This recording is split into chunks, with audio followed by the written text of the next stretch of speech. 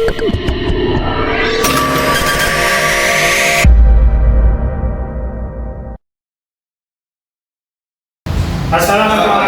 warahmatullahi wabarakatuh.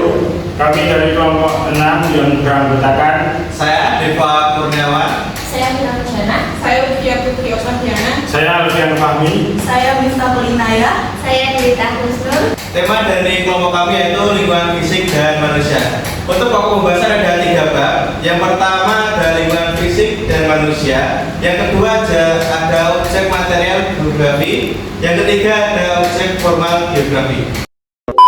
Yang pertama kita masuk ke lingkungan fisik dan manusia. Jadi dalam geografi, lingkungan fisik dan manusia dikaji dalam 2 aspek, yaitu geografi fisik dan geografi manusia.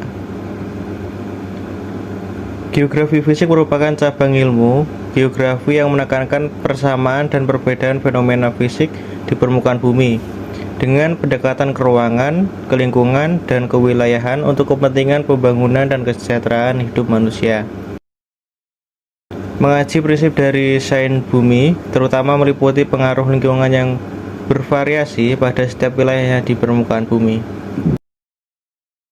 Yang selanjutnya ada unsur geografi fisik.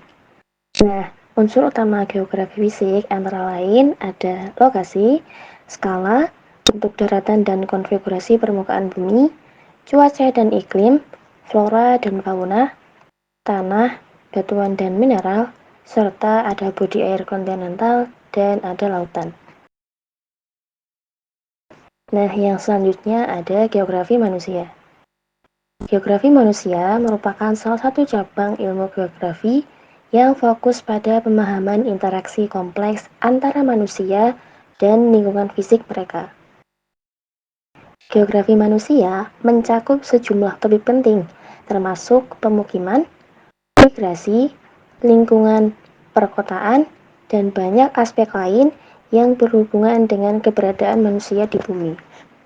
Selanjutnya yaitu objek material geografi. Objek material geografi adalah objek yang menguraikan segala gejala fenomena geosfer yang terjadi pada permukaan bumi. Geosfer adalah lapisan yang terdapat di permukaan dan di bawah permukaan bumi, meliputi litosfer, atmosfer, hidrosfer, pedosfer, biosfer, dan antroposfer. Litosfer.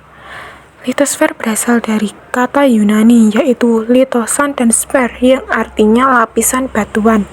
Contohnya seperti gempa bumi.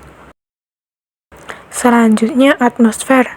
Berasal dari bahasa Yunani yaitu atmos yang artinya uap atau udara dan sparia yang artinya lapisan. Jadi dapat disimpulkan atmosfer merupakan lapisan udara yang menyelubungi bumi. Contohnya seperti kemarau panjang, pelangi, aurora, petir, dan lain. Selanjutnya ada hidrosfer. Hidrosfer berasal dari kata hidros yang berarti air dan sphere yang berarti daerah.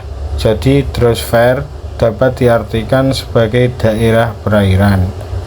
Contoh fenomena hidrosfer yaitu volume air limpasan. Lalu ada pedosfer. Pedosfer berasal dari bahasa Latin yang terdiri dari 2 kata, yaitu kata pedo berarti tanah dan sfera yang berarti lapisan. Pedosfer adalah lapisan tanah yang berada di permukaan bumi dan merupakan tempat berlangsungnya proses pembentukan tanah. Contoh fenomena pedosfer yaitu adalah erosi tanah. Selanjutnya ada biosfer. Biosfer secara etimologi berasal dari kata bio yang berarti hidup dan sphere yang berarti lapisan. Lapisan tempat makhluk hidup terdiri dari lingkungan permukaan bumi, lingkungan perairan, dan lingkungan udara yang mencakup semua ekosistem dan kehidupan di bumi, termasuk flora dan fauna. Contoh fenomena biosfer yaitu rusaknya flora dan fauna. Lalu ada antroposfer. Secara istilah, antroposfer berasal dari kata atropos, yaitu manusia, dan sphere yang berarti lapisan. Antroposfer yaitu lapisan tempat manusia hidup dan bertempat tinggal di permukaan bumi.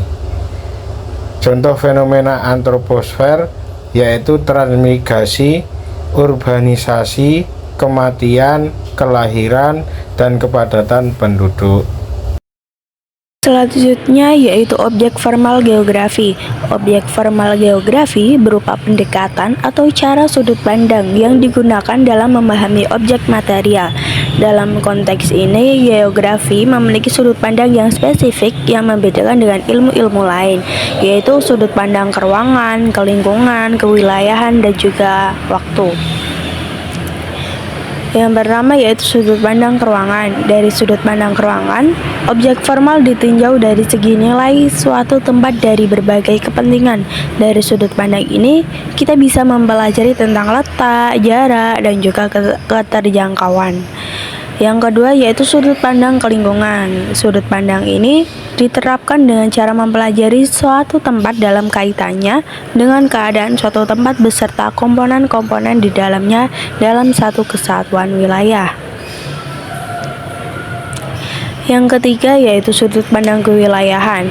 Nah, cara pandang yang menggabungkan sudut pandang ke ruangan dan ekologi atau ke lingkungan. Nah, sudut pandang ini digunakan untuk menganalisis perbedaan antara satu wilayah dengan wilayah lainnya. Yang keempat yaitu sudut pandang waktu. Nah, objek formal dipelajari dari segi perkembangan dari periode ke periode waktu atau perkembangan dan perubahan dari waktu ke waktu.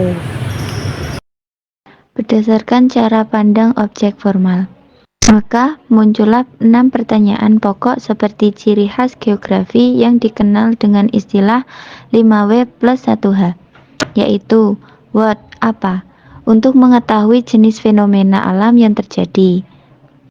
Yang kedua ada when, atau kapan, untuk mengetahui waktu terjadinya fenomena alam. Yang ketiga ada who, siapa, untuk mengetahui subjek atau pelaku yang menyebabkan terjadinya fenomena alam. Selanjutnya ada where, di mana, untuk mengetahui tempat fenomena alam berlangsung. Lalu ada why, mengapa, untuk mengetahui penyebab terjadinya fenomena alam. Yang terakhir ada how, bagaimana, untuk mengetahui proses terjadinya fenomena alam. Selanjutnya ada studi kasus pengaruh aktivitas gunung berapi Merapi terhadap masyarakat sekitar. Objek geografi material dan formal. Deskripsi kasus. Gunung Merapi di Indonesia adalah salah satu gunung berapi paling aktif di dunia. Letusan berkala yang terjadi menyebabkan kerusakan di wilayah sekitar, tetapi juga menyuburkan tanah. Aspek material. Gunung berapi sebagai fenomena fisik atau material dengan lava, lahar dingin, dan debu vulkanik yang mempengaruhi ekosistem dan kondisi tanah. Aspek formal, analisis pola letusan gunung berapi dan pengaruhnya terhadap pemukiman manusia, pertanian, serta manajemen risiko bencana. Ini termasuk strategi mitigasi dan relokasi penduduk di sekitar lereng gunung berapi.